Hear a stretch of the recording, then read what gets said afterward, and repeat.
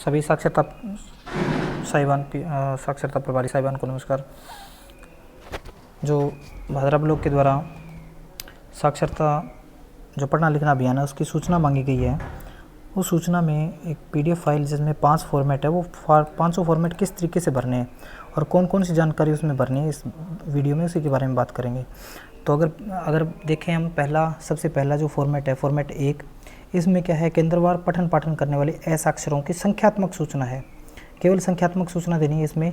ये 4 ऑप्शन है इसमें, और संख्यात्मक सूचना वीटी के अनुसार देनी है कि कौन वीटी कितने लोगों को पढ़ा रहा है, ठीक है, और उनमें सामान्य जाति के कितने हैं, अनुसूचित जाति कितने, अनुसूचित जनजाति या ओबीसी के कितने हैं और अल्पसंख्यक कितने हैं, ये करना है।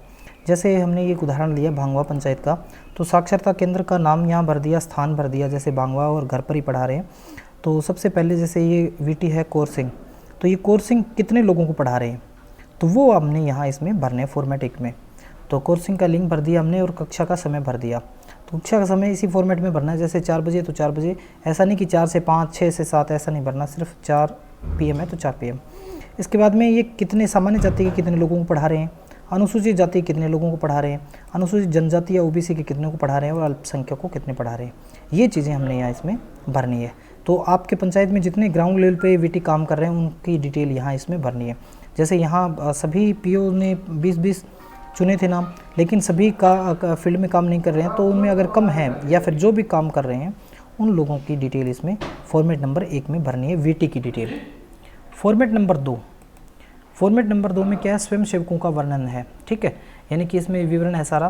तो ये ग्राम पंचायत, पंचायत का नाम, ब्लॉक, ये तो हो गया, ठीक है। इसके बाद में जैसे कौर सिंह थे, कौर सिंह है, इनका जो है पिता का नाम क्या है और ये इनका लिंग हो गया, इनकी योग्यता होगी, ये बिल्कुल सामान्य चीज़ें हैं, ये सामान्य चीज़ें हमने इसमें भरनी है, ठीक है। और इसी प्रकार से इसमें क्या है, जन्मतिथि आ गई, फिर इनका पता कौन सा है, कौन सा कहाँ है, और इनकी आयु कितनी है, आधार संख्या और जन आधार, दोनों में से एक तो आवश्यक रूप से लेना है, इनके मोबाइल नंबर, और ये जो है पूर्व में ये स्वयं सेवक शिक्षक रहे हैं या नहीं, या पूर्व में शिक्षण अनुभव इनका रहा है या नहीं, अगर रहा है तो कितने साल रहा है, वो हमने यहाँ इसमें भरना है। इसके बाद में दूसरे वीटी की डिटेल भरनी है, आप ही की पंचायत की, यानी आपकी पंचायत के दूसरे वीटी जो ग्राउंड लेवल पे काम करे, यानी फॉर्मेट 1 में जितने नाम हमने दिए हैं वही फॉर्मेट, उनकी डिटेल फॉर्मेट नंबर 2 में हमने भरनी है, ठीक है। तो इनकी ये बिल्कुल सामान्य है। फॉर्मेट नंबर 3 में असाक्षरों का विवरण भरना है। असाक्षरों का विवरण का अर्थ है कि इसमें ये चीज़ें तो कॉमन है, ग्राम का नाम, ग्राम पंचायत, ब्लॉक और जिला, ठीक है। इसके बाद में असाक्षर जैसे सावित्री है, इनके पिता या पति का नाम हो गया, ये महिला पुरुष है, जो भी वैवाहिक स्थिति हो गई, अनुसूचित जाति जनजाति या अन्य जो भी है वो भरना है, ठीक है। इसके बाद में इनकी जन्मतिथि भरनी है, फिर इनका पता ये कहाँ से है, जैसे भांगवा पंचायत है, इसमें ढाणी स्वामियान से है या गंगा सिंहपुरा से कहाँ से है, तो वो भरना है। इसके बाद में आयु वर्षों में भरनी है, ठीक है, इनका व्यवसाय क्या है ये भरना है, और उसके बाद में वही जन आधार नंबर या आधार नंबर, दोनों में से कोई एक आवश्यक रूप से आपने भरना है। उसके बाद में मोबाइल नंबर और इनकी शिक्षा के प्रति रुचि है या नहीं, वो चीज़ हमने यहाँ भरनी है। तो इस तरीके से जितने भी आपकी पंचायत में असाक्षर हैं उन सभी की सूचना इसमें फॉर्मेट नंबर 3 में भरनी है। अब फॉर्मेट नंबर 4 है, फॉर्मेट 4 नंबर क्या भरना है, इन्हीं असाक्षरों की डिटेल भरनी है। जैसे ये तो सारी चीज़ें कॉमन हैं ही। इसके बाद में असाक्षर का नाम, ये महिला या पुरुष है, इनकी प्रवेश दिनांक, तो प्रवेश दिनांक सभी की मार्च महीने की ही करनी है। ये जो बैचिंग मैचिंग है या प्रवेश दिनांक है ये मार्च महीने की करनी है। उसके बाद में अप्रैल महीने में देखिए 1 दिन का 1 घंटे की क्लास माननी है, तो जितने दिन क्लास लगती है उतना। अप्रैल में 19-20 तारीख को लगभग लॉकडाउन लग गया, तो इस वजह से लगभग 18 क्लासें बनती है, और मई जो है उसमें कोई भी क्लास नहीं लगेगी लॉकडाउन के कारण, और जून में 7-8 जून के बाद में लगभग 20-21 क्लासें जो है वो जून में लग रही हैं। तो ये आपने जून की डिटेल भरनी है, यानी इतने ये सभी के लगभग समान ही रहेंगी सभी ब्लॉक की। इसके बाद में विशेष विवरण अगर कोई है तो वो भर देंगे। फॉर्मेट नंबर 5 है, थोड़ा सा इसको ध्यान से भरना है फॉर्मेट नंबर 5 को।